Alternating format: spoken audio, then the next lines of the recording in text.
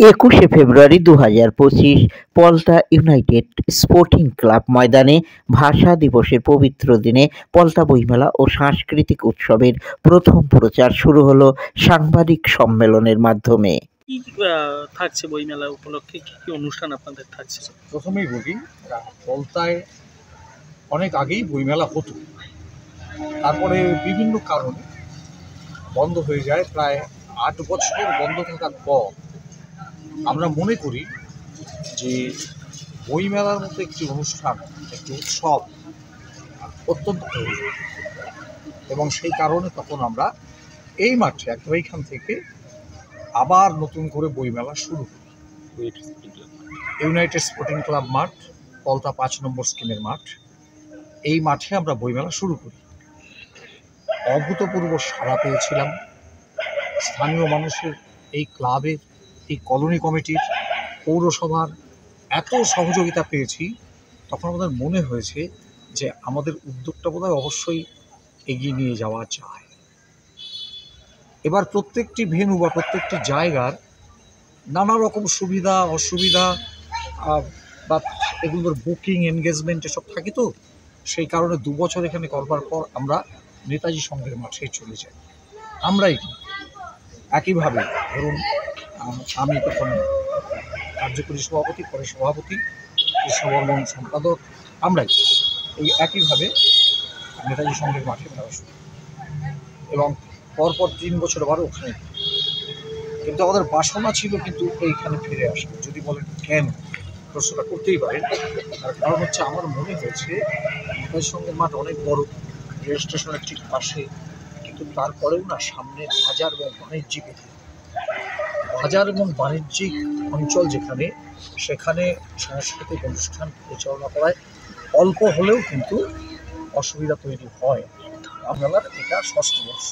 কবে থেকে কবে পর্যন্ত হবে? আমাদের শুরু হচ্ছে 19শে মার্চ থেকে 27শে মার্চ পর্যন্ত চলবে।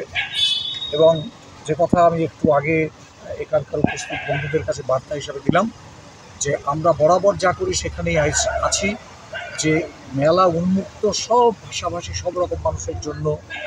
আমাদের বুক স্টলে বা বইয়ের দোকানগুলোতে সব ভাষার বই থাকবে, কিন্তু আমাদের যে কার্যক্রম, আমাদের যে অনুষ্ঠান, নাচ গান আবৃত্তি নাটক, সব কিছুর সঙ্গে অনুষঙ্গে প্রসঙ্গে শুধুই বাংলা, শুধুই বাংলা, শুধুই। সভাপতি পৌর প্রতিনিধি অজয় চক্রবর্তী, এবং সম্পাদক হিসেবে থাকবেন সৌরেন্দ্র মোহন গুহ। করছি আমরা বইমেলার যে প্রাঙ্গণ, সেখানে বই স্টল এবং তৎসহ অন্যান্য স্টলকেও কিন্তু সমান প্রাধান্য দিচ্ছি। কারণ যারা বইমেলার সঙ্গে যুক্ত তারা জানেন এ সময়ে বইয়ের যে মার্কেটিং বা বিপণন, তার সংখ্যা কিন্তু কমছে। তাই আমরা প্রকাশকদের অনুরোধ অনুযায়ী আমরা সীমিত সংখ্যক স্টল রাখছি, 30 থেকে 35টি বই স্টল, যাতে যে কটা স্টল আমাদের এখানে আসবে তাদের পর্যাপ্ত ব্যবসা হয়। কারণ দেখুন, তাদের যাতায়াত, তাদের এখানে কর্মীদের রাখা, সব কিছুর খরচা আছে। ফলে এখানে বইগুলোতে খুব একটা ডিসকাউন্টও দেওয়া সম্ভব হয় না তাদের পক্ষে। তাদের সে বাণিজ্যিক দিকটা দেখতে গিয়ে আমরা তাদের অনুরোধে বছর 35টার মতো বুক স্টল রাখবো, এবং অন্যান্য আনুষঙ্গিক স্টল, যেমন শান্তিনিকেতন থেকে স্টল আসবে, হ্যান্ডিক্রাফটের স্টল, মহিলাদের যারা স্বাবলম্বী হতে চান, যারা গৃহকোণে থাকেন অথচ সৃজনশীল কাজ করেন, তাদের স্টল থাকবে। মেলার যে অন্যান্য সাবেক স্টল, জিলেপি, বাদাম ভাজা ইত্যাদি থাকবেই। কারণ একটু বলে দিই, একটা উৎসব পরিচালনা করতে গেলে একটা অর্থনৈতিক যোগানের প্রয়োজন হয়। শুধুমাত্র বইয়ের স্টল দিয়ে এই বিশাল যে একটা আয়োজন, তার অর্থনৈতিক যোগানটা আমাদের পক্ষে করা সম্ভব নয়।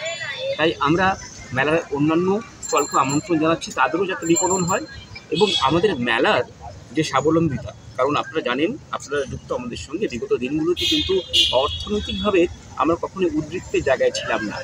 মাননীয় প্রদীপ সরকার মহাশয় অন্ততপক্ষে বিগত 3 বছরে যে পরিমাণ অর্থনৈতিক অনুদান বা সহযোগিতা করেছেন, সেটা শুনলে অনেকে হয়তো ভাববেন যে সত্যি কি তাই। এটা বাস্তব কথা, অন ক্যামেরা আমি বলছি না।